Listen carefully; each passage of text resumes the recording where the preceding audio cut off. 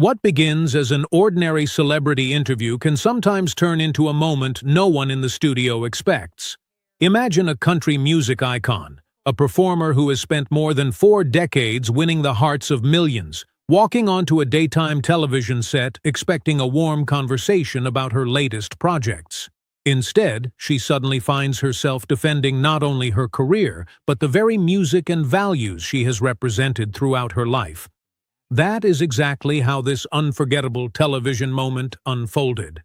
The atmosphere shifted from friendly to tense in only a few minutes, leaving the audience silent as every person in the studio waited to see what would happen next. The morning started like countless television tapings before it. Crew members hurried between cameras, producers reviewed their notes, and guests prepared for another live broadcast. Reba McEntire arrived with her trademark professionalism and warmth, greeting everyone she met, from security staff to production assistants. Those who worked behind the scenes noticed how relaxed and approachable she was, despite decades of fame.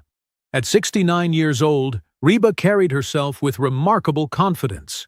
Her signature red hair was perfectly styled, and her welcoming smile made everyone around her feel comfortable. She had come to discuss her newest album, her upcoming performances, and her successful role as a coach on The Voice, where she was helping discover and mentor young singers. Her team expected an enjoyable interview focused on music, inspiration, and the next chapter of her legendary career. As the cameras rolled, the hosts welcomed her with enthusiastic applause. One introduction praised her extraordinary accomplishments, including more than 75 million records sold, a successful television career, and her lasting influence on country music. The audience responded with genuine excitement, giving her a standing ovation as she thanked them with heartfelt appreciation. The opening conversation unfolded exactly as expected. Reba spoke passionately about mentoring new artists, explaining that she wanted to help young performers avoid the mistakes she had made when she first entered the music business. She reflected on her own journey, recalling how difficult it had been to succeed without experienced mentors guiding her along the way. Her words resonated with the audience. She spoke with sincerity about perseverance, hard work, and staying true to herself despite the changing entertainment industry. Viewers could see why she had remained one of America's most respected entertainers for so many years. For several minutes, the discussion remained upbeat. The hosts asked about her music, touring schedule, and the secret behind maintaining such a successful career for more than 40 years. Reba answered every question with humility, humor, and genuine enthusiasm. Then everything changed. One host leaned forward and shifted the conversation in a completely different direction. Instead of asking about Reba's achievements, she questioned country music itself, suggesting that its themes revolved around little more than pickup trucks, beer, and broken hearts. The remark immediately changed the atmosphere inside the studio. The audience fell noticeably quieter. Some exchanged uncertain glances, while the other hosts appeared surprised by the sudden turn in the discussion. Reba remained composed. Although her expression became more serious, she answered with remarkable calm. She explained that country music tells stories about ordinary people, family, sacrifice, heartbreak, hope, and overcoming life's challenges. Its popularity, she said, comes from its honesty and its ability to reflect real experiences shared by millions. Rather than raising her voice or becoming defensive, she responded with quiet confidence, determined to represent the genre she had devoted her life to. Yet it was obvious the conversation had entered unfamiliar territory, and everyone watching could sense that the interview was no longer following the comfortable path anyone had expected. Reba paused for a moment before answering, drawing on the calm confidence that had carried her through decades of interviews, concerts, and public appearances. She refused to react emotionally, choosing instead to speak with the same grace that had earned the respect of millions throughout her career. "I think you might be surprised by what country music is really about," she replied evenly. "Yes, there are songs about love and heartbreak, but there are also songs about faith, family, perseverance, and overcoming impossible odds. I've recorded music about domestic violence, strong women rebuilding their lives, and hard-working families trying to make ends meet. Those stories matter because they're real. For a brief moment, it seemed the conversation might settle down. Instead, another sharp remark followed. "So, working-class families?" the host asked with a skeptical smile. "You mean the people who usually vote the same way and believe the same things? Let's be honest. Country music has become the soundtrack for one political group. Isn't it basically political messaging with a guitar?" The comment stunned the room. Several audience members gasped, while the other panelists exchanged uneasy looks. One host lowered her eyes toward her notes, clearly uncomfortable with the direction of the discussion. Another shifted in her chair, appearing unsure whether to interrupt or let the exchange continue. Reba's smile faded, though she never lost her composure. For the first time, her voice carried a quiet firmness that immediately captured everyone's attention. "I've spent more than 40 years bringing people together," she said. "When I look out into my audiences, I don't see political parties. I see parents sitting beside their children, grandparents singing with their grandchildren, and neighbors sharing the same songs. Music isn't supposed to divide us. It's supposed to remind us of what we have in common." She paused before continuing. "I'm not willing to let an entire genre, or my life's work, be reduced to a political stereotype." The audience responded with scattered applause, but the tension remained. Rather than moving on, the questioning became even more personal. The host argued that country music presented an outdated picture of America and suggested that artists with wholesome public images were helping preserve an unrealistic version of the country. The words hung in the air. This time, Reba straightened in her chair. There was no anger in her expression, only determination. "You call it a fantasy," she said quietly. "Let me tell you about the life I actually lived." She spoke about growing up on an Oklahoma cattle ranch, where long days of physical labor weren't optional. They were simply part of life. She remembered performing wherever she could, riding in rodeos while chasing her dream of becoming a singer because opportunities were hard to find. Then her voice softened. "I've also experienced unimaginable loss," she continued. "There were moments when I wondered whether I could keep going, but life doesn't stop when tragedy happens. You find the strength to move forward because you have no other choice." The studio became completely silent. "Those experiences aren't imaginary," she added. "They're real.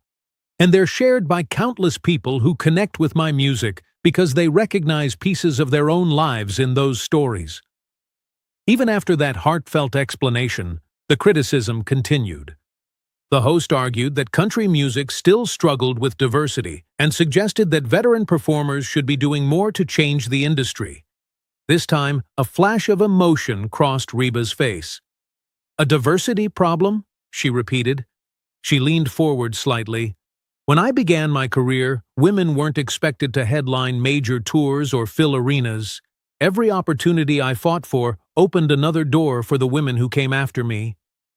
She explained that throughout her career she had supported emerging artists from many different backgrounds and had consistently used her platform to encourage new voices. "So please don't assume you know what I've spent my life working toward," she said firmly. Then came perhaps the most personal question of the afternoon. The host suggested that Reba's warm Southern image, and even her Oklahoma accent, might simply be part of a carefully crafted brand. A ripple of disbelief spread through the audience. Instead of reacting with outrage, Reba became remarkably calm. The cheerful entertainer who had entered the studio was gone. In her place sat a woman shaped by decades of hard work, heartbreak, resilience, and experience. She looked directly across the table and spoke in a voice so quiet that everyone leaned in to hear. "You want to know whether my accent is real?" she asked. The room fell completely silent. Reba met the criticism without raising her voice. Instead, she answered with the quiet confidence of someone who had spent a lifetime proving herself. "You want to know where this accent comes from?" she asked.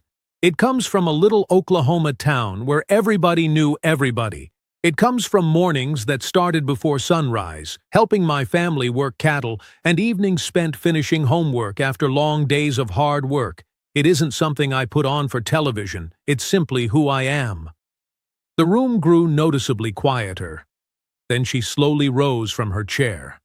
There was nothing theatrical about the gesture, yet her presence instantly commanded attention. It reminded everyone watching why she had spent decades performing in sold-out arenas.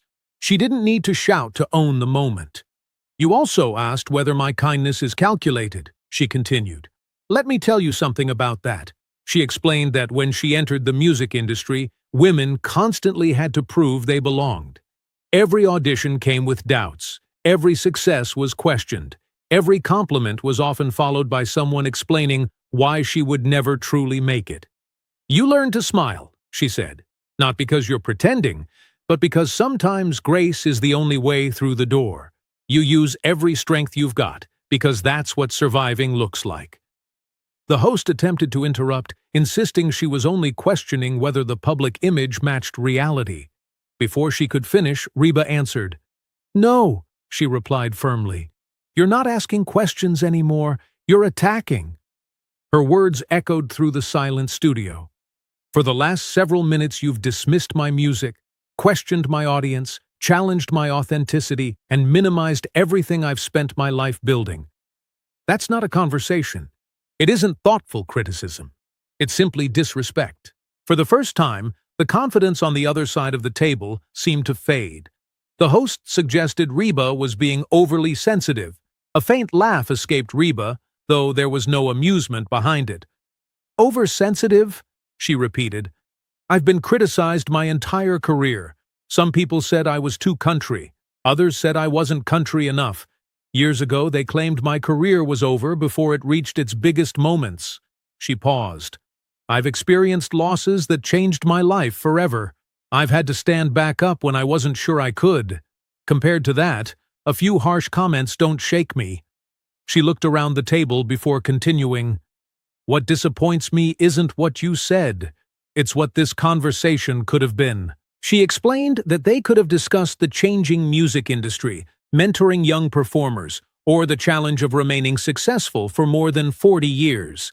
They could have talked about creativity, perseverance, and the lessons learned from a lifetime in entertainment. Instead, she said, you chose assumptions over curiosity. One of the other hosts gently suggested moving the interview back to lighter topics. Reba politely shook her head. "I think this matters." She turned back toward the panel. "You asked whether country music speaks to real issues." Then she began listing the stories she had spent decades telling through her songs. "I've sung about women finding the courage to leave abusive relationships. I've sung about single parents working multiple jobs to support their children.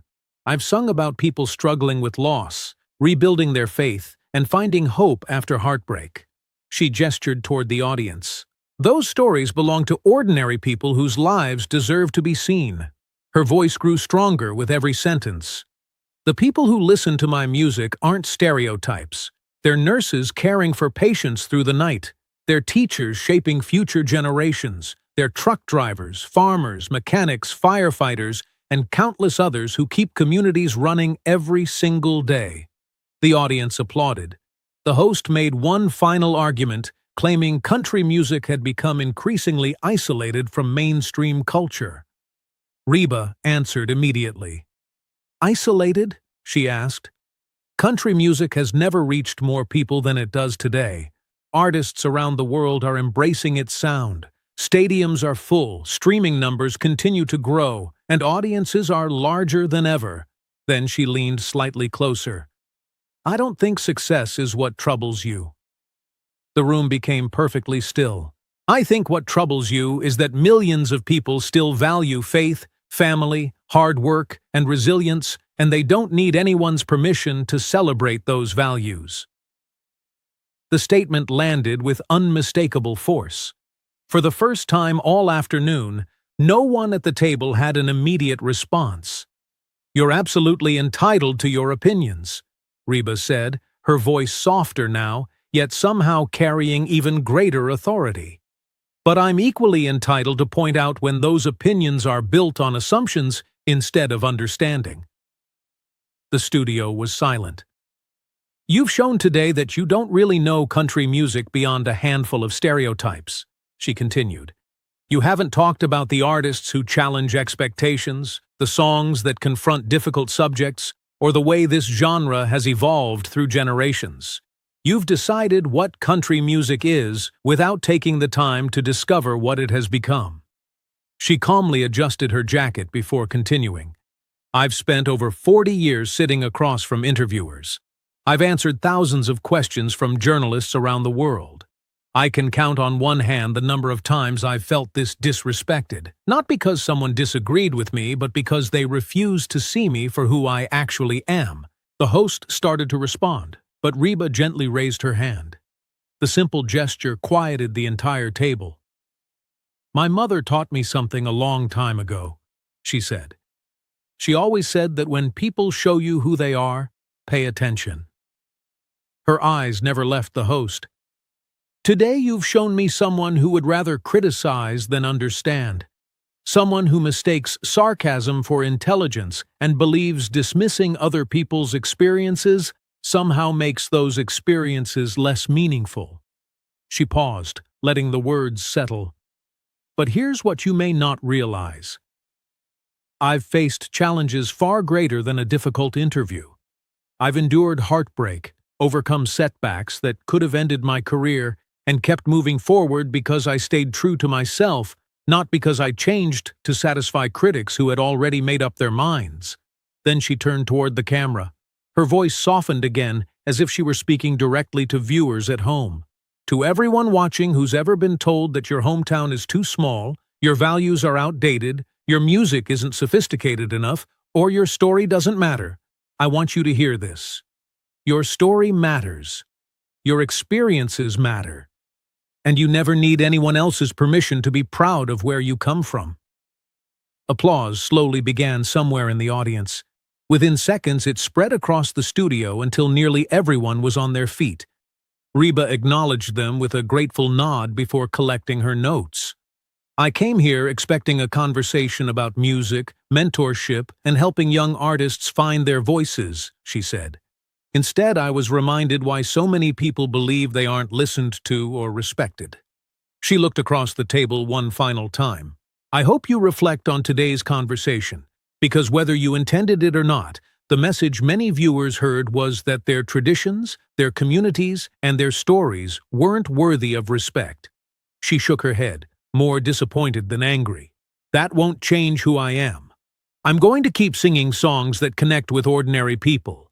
I'll continue encouraging young artists to follow their dreams. I'll keep showing up exactly as I am, with my Oklahoma roots, my accent, and the values that shaped me.